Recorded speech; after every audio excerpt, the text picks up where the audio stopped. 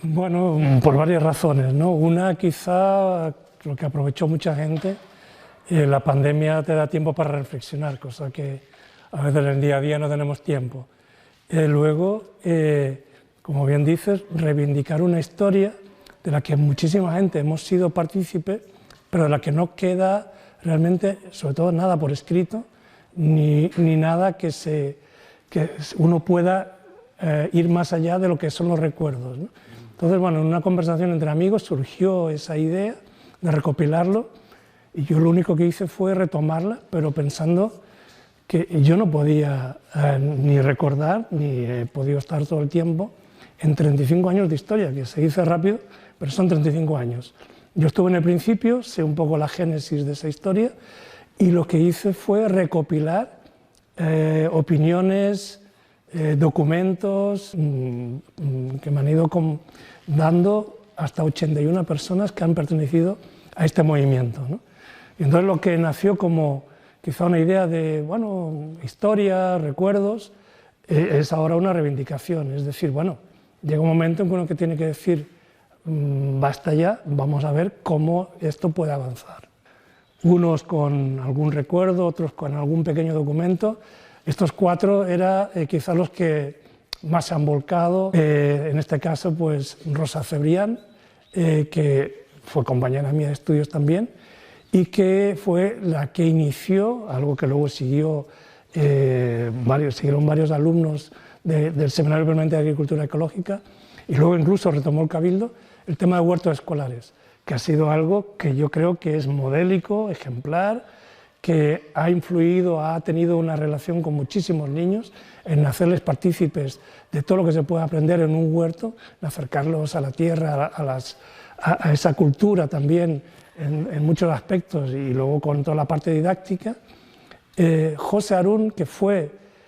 quizá de los primeros que no estuvo directamente implicado en la SPAE en ese momento, le llamamos SPAE al Seminario Permanente de Agricultura Ecológica, que se hace muy largo. Esa sería la abreviación, ¿no? José Arún luego se fue a Gran Canaria y luego hizo ahí una gran labor también de transmitir todos esos valores de la agricultura ecológica, o de la agroecología, si lo vemos en sentido más amplio, en Gran Canaria. Luego está Javier López Cepero,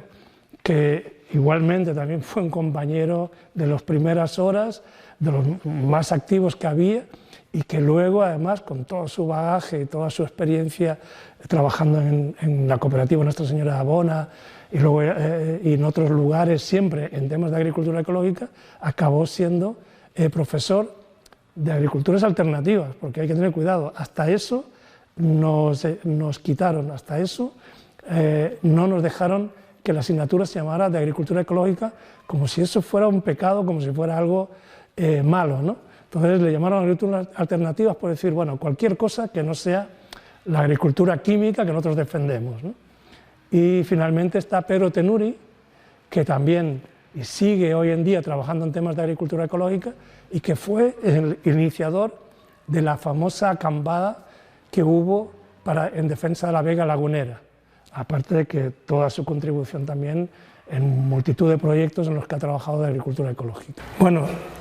obviamente todo ese cambio administrativo en parte, ¿no?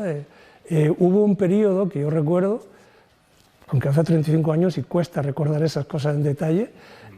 cuando pasó a pertenecer la Escuela de Agrícolas, que ahora tiene otro nombre, pero nosotros siempre le hemos llamado, le seguimos llamando la Escuela de Agrícolas, pasó a pertenecer a la Universidad de La Laguna,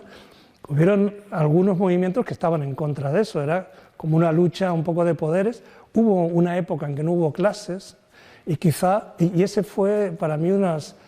esos movimientos de cambio, de lucha que había antes, de defender pues, la calidad en la enseñanza, y los alumnos en ese caso éramos simplemente un poco comparsas en algo que nos sobrepasaba, ¿no? Pero quizá fue parte de lo que aprovechamos para intentar luchar por ese espacio de agricultura ecológica que en aquellos momentos así un poco revueltos conseguimos con un terreno de agricultura ecológica, donde luego con bastante esfuerzo propio construimos un invernadero y que de alguna manera nos asentáramos y quizá nadie sabía muy bien cómo había empezado eso y entonces se aceptó a regañadientes, pero quedó.